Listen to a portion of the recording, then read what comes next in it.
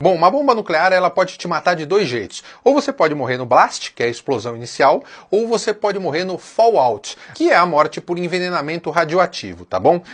Para efeito de exemplo, hoje a gente vai pensar numa bomba bem comum, que é uma bomba de 1 megaton explodindo a 500 metros de altitude, que Deus me livre, mas eu acho que esse seria o caso mais provável, tá bom? Eu falei no começo do vídeo que a sua sobrevivência dependeria de sorte, conhecimento e preparação. Vamos começar com a sorte. Para sobreviver a uma explosão nuclear, primeiro você tem que ter a sorte de não estar próximo ao ponto zero, ao local de detonação. Ali, 99,99% das pessoas vão morrer. Num raio de 2 km, todos os prédios vão ser destruídos e até 12 quilômetros as pessoas vão sofrer queimaduras de até 3º grau pela radiação, tá? E os destroços dos prédios vão derrubar quase tudo. Ou seja, até 12 quilômetros do ponto zero, a possibilidade de você sobreviver é muito pequena, tá? Calculando uma densidade média de uma cidade, nessa explosão vão morrer 500 mil de pessoas. Bom, eu disse sorte, mas quem me conhece sabe que eu não gosto de contar com a sorte aqui no canal. Então, no caso de ter risco de um ataque nuclear, a primeira coisa que eu faria é sair de perto de grandes centros, de instalações militares e de locais estratégicos, como uma usina hidrelétrica, por exemplo, tá? Se eu me afastar desses pontos, eu tenho certeza que eu vou ajudar bastante a minha sorte. Afinal, ninguém vai soltar uma bomba num lugar com meia dúzia de pessoas. Essas bombas vão ser lançadas em pontos mais estratégicos mesmo. Mas continuando, se você não morrer nessa explosão, você ainda está longe de estar a salvo, tá? E aí entra o conhecimento.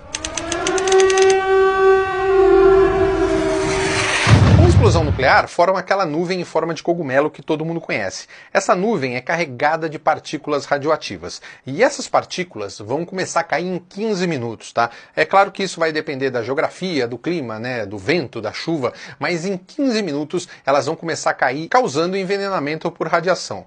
Vômito, queimaduras e câncer, tá? Esse é o chamado efeito fallout que eu falei. E é a pior maneira de você morrer numa explosão nuclear. Então atenção, procure abrigo imediatamente, não importa o quão longe você esteja da explosão inicial, porque a gente nunca sabe para onde o vento vai carregar essas partículas. Você tem que procurar um lugar fechado, não abra janelas, não ligue o ar-condicionado, tá? Quanto mais paredes tiver entre você e o exterior, menor a radiação.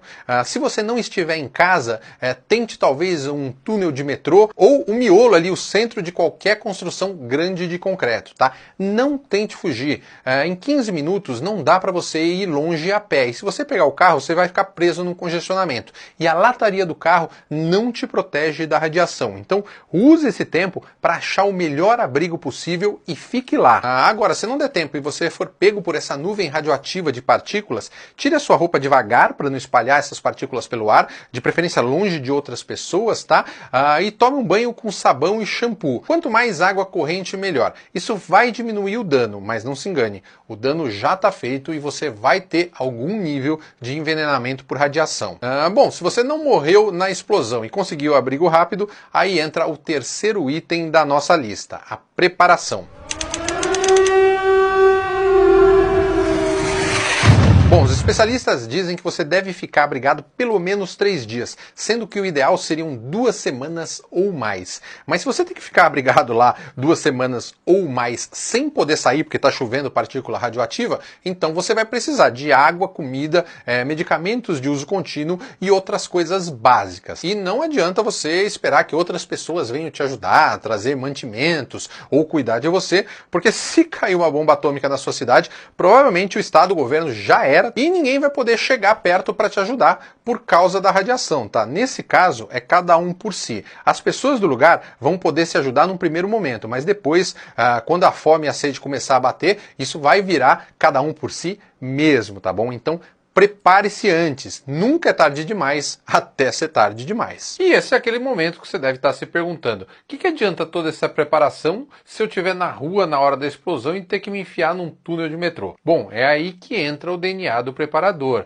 A gente já falou várias vezes aqui de EDC, de Everyday Carry. No meu EDC eu tenho sempre um cantil de água e 2 ou 3 barras de proteína. Isso não vai dar para 2 semanas, mas vai segurar aqueles 3 dias mínimos que eu falei.